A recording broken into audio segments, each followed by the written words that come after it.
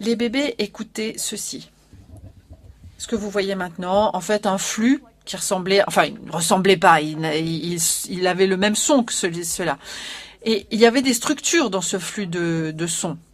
Même si c'était une suite monotone de syllabes, en fait, il y avait une structure.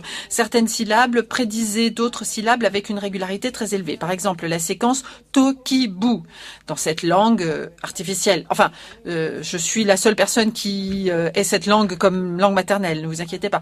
Mais chaque fois que les enfants entendaient le son To, il était suivi par Ki. Chaque fois qu'ils entendaient Ki, c'était suivi par Bu. Donc là, il y a une information très solide qui nous dit qu'il y a une structure cohérente. On peut opposer ceci à un autre son, Bugiko. Et ce Bugiko, je vais l'appeler un mot partiel, c'est-à-dire une séquence qui en fait est à cheval sur des frontières entre des mots. T-Bay, par exemple, dans Pretty Baby.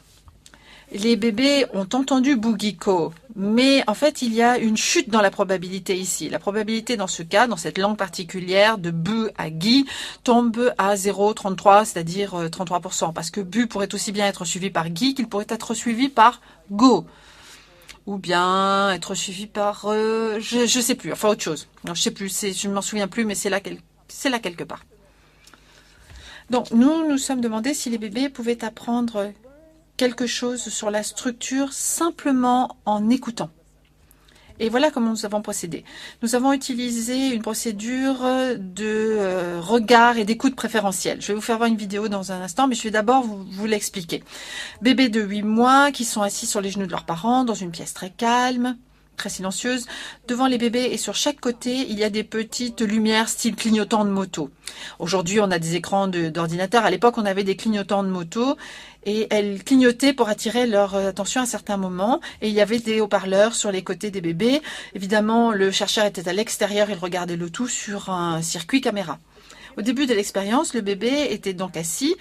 Et en l'occurrence, cette petite fille entendait Tokikbu, Babu, Pupi, Gola, Babu, Puko, Puto, Pibou pendant 2 minutes à peu près. Elle était là, assise, et elle écoutait. Les clignotants clignotaient en suivant son regard, mais ça n'était pas important.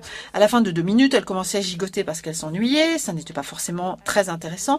Donc la pièce redevenait silencieuse et nous faisions clignoter la lumière au centre de la pièce pour attirer son attention. Nous faisions cela simplement pour capter son attention parce que nous ne voulions pas qu'elle démarre le test en essayant de manger le bout de sa chaussette ou en essayant d'attraper le casque sur la tête de ses parents. Donc, elle regardait la lumière centrale qui clignotait. Et lorsque le bébé regarde la lumière centrale, l'ordinateur éteint la lumière et fait clignoter une des lumières latérales. Donc, le bébé regarde vers l'autre lumière et à ce moment-là, elle entend soit un mot, soit un mot partiel. Elle entend par exemple Gopila, Gopila, Gopila. Et ça continue aussi longtemps qu'elle fixe la petite lumière. Lorsqu'elle détourne son regard, l'ordinateur lui donne 1 seconde pour revenir avec le regard sur la lumière. Et si ce n'est pas le cas, la lumière s'éteint, le son s'éteint également. Donc en fait, c'est le bébé qui contrôle la structure de l'expérience.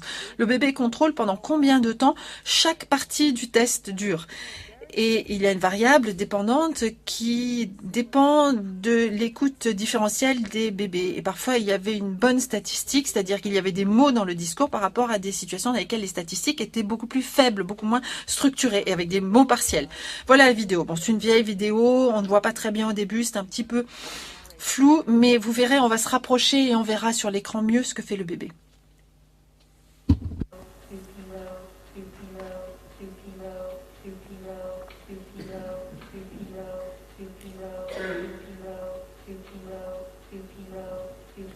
Okay, the center light. Donc la lumière au milieu s'est allumée, les lumières latérales. Looks away. Elle détourne le regard. Right. Lumière centrale. Lumière latérale. Elle détourne le regard.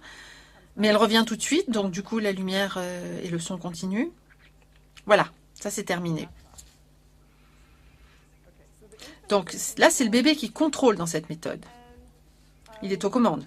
Et dans cette étude, et dans de nombreuses autres études d'ailleurs, dans de nombreux autres laboratoires, nous avons découvert que les bébés, les enfants, les adultes, les singes et les rats, et c'est sensible à ce type de schéma régulier pas uniquement dans la parole, mais également dans des séquences de sons.